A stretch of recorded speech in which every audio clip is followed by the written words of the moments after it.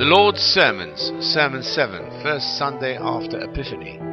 The 12-year-old Jesus in the Temple. St. Luke chapter 2, verses 42 to 50. And when he was 12 years old, they went up to Jerusalem after the custom of the feast. And when they had fulfilled the days, as they returned, the child Jesus tarried behind in Jerusalem, and Joseph and his mother knew not of it. But they, supposing him to have been in the company, went a day's journey, and they sought him among their kinsfolk and acquaintance. And when they found him not, they turned back again to Jerusalem, seeking him. And it came to pass that after 3 days found him in the temple, sitting in the midst of the doctors, both hearing them and asking them questions. And all that heard him were astonished at his understanding and answers. And when they saw him, they were amazed. And his mother said unto him, Son, why hast thou thus dealt with us? Behold, thy father and I have sought thee sorrowing. And he said unto them, How is it that ye sought me? Wist ye not that I must be about my father's business? And they understood not the saying which he spake unto them. This text is also taken from the Gospel of Luke, and deals with the 3 days I stayed in the temple. What I did and taught there is already known to you, since some years ago I explained it to you in more detail. We shall therefore look at it only insofar as it will be repeated spiritually before my second coming, and is, in fact, already in the process of repeating itself. What you can gain from this repetition shall be the conclusion of today's word. Behold, my children, I have told you repeatedly that such action at that time, from my birth to my resurrection and ascension, had a twofold, actually threefold significance. What I then did and spoke was of importance not only for the Jewish people, but for all men of that and later times. It was also, reaching far beyond your earth, meant for my entire realm of spirits, which followed my actions with curious eyes to see whether and how I would, as a human being, accomplish the mission I had set for myself. Being clad completely in the human body of an earth dweller, I had to fight all the passions of human nature in order to free myself from this and, spiritualized, return once more to whence I had come. Like every child, I had to improve my soul gradually, develop my concepts and opinions in order to adapt to my spirit, the soul I had breathed unto myself, so that at the end of my earthly career I could show my spirits how I brought back not only my own spirit in all its magnitude, but also knew how to spiritualize my human soul. Thus I demonstrated to the great realm of spirits how my sonship could be attained, setting the example as a living, struggling, and suffering human being, how and at what price unification with me can be attained. If the spiritual development of the human soul in which I was clad made faster progress than with ordinary human children, if already in my earliest childhood I uttered words of the Spirit when other children have not even learned to speak, if I, as was the case during my 3 days in the temple, gave explanations and even performed miracles, you must remember whose spirit was latent within this Jesus, and how easily it shone through the human cover at the least provocation. You must also bear in mind that I did not have before me human lifespan as other people had, but only 33 fleeting years during which, until my 30th year, my earthly man matured for the great feat, and then there remained only 3 years for the laying of the foundation stone for the supreme, everlasting, great spiritual teaching within which the spirit world, and indirectly also the material world, could not have continued to exist. In my creation it did not suffice to have called into the existence spirits with immense powers and qualities. They also had to know for what purpose and why I had given them such perfection, so that they, by wisely using it, would honor me, their Creator, and learn to fully comprehend me and my creation.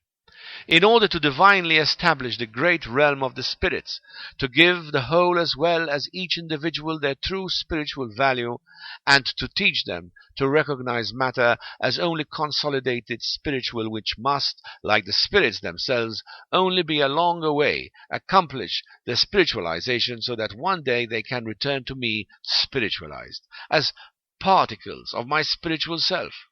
For this purpose I descended upon this earth, and my entire earthly career, as is known to you, to the end served this purpose. Thus, the events of my birth, my flight, and return to the land of the Jews were only individual predestined phases in the spiritual education of the human soul given to me. The same principle was evident also at the temple in Jerusalem, where I already at the age of 12 began to expound thoughts which reached far beyond the ideas about life and religion common at that time.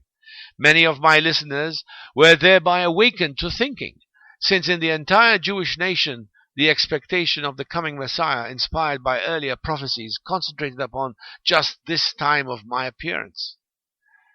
That they all wanted quite a different Messiah is of course not surprising, since the people, especially the Jews, being under the oppression of a foreign nation, were hoping for a liberator. However, they were all gazing downwards, whereas the Messiah came from above.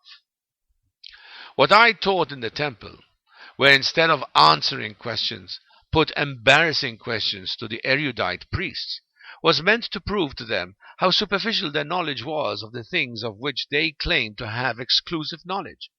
I did this in the temple, the spiritual school at that time, and in front of numerous listeners, because the word as carrier of infinite spiritual reality would forever continue to be effective. Thereby I planted the seed for my future teaching. During these days I already gained eager worshippers of my person and teaching who remained faithful. While I there acquired supporters, I also made enemies of the Pharisees and priests, and it was through these two opposites that the piece of spiritual bread I had dropped lived on, and bore its well-calculated fruits. Had all been in agreement with me, on the fourth day no one would have given a further thought to me and my teaching, especially since I was regarded as just a bright, somewhat critical boy. That thereafter I retreated under the cover of a carpenter, thereby for years detracting attention from me, had its good reasons. I wanted people to forget the earlier manifestations of my divine spirit, especially in the temple, and intended, as a man, to confirm by word and deed what one would not have believed a boy or a youth. Even Mary, the mother of my body, did not understand my words when I replied to her loving approach about her long search.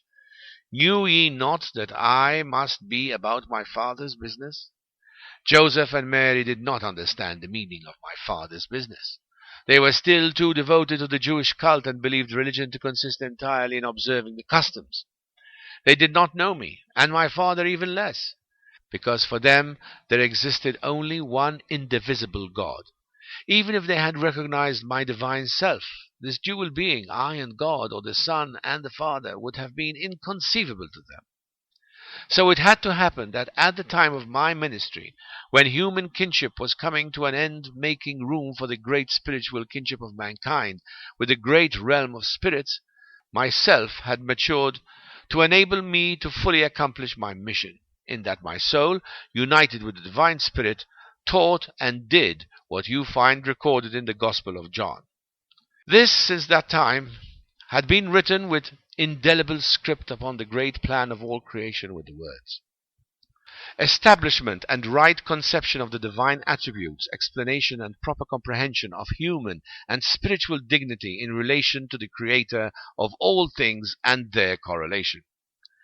This was the purpose of the teaching I then established, which is divine and permanent, because it was given by God, left by God to his divine descendants as a yardstick, showing how God can be loved as the Lord, the Creator, but also as the Father, and how one can approach him.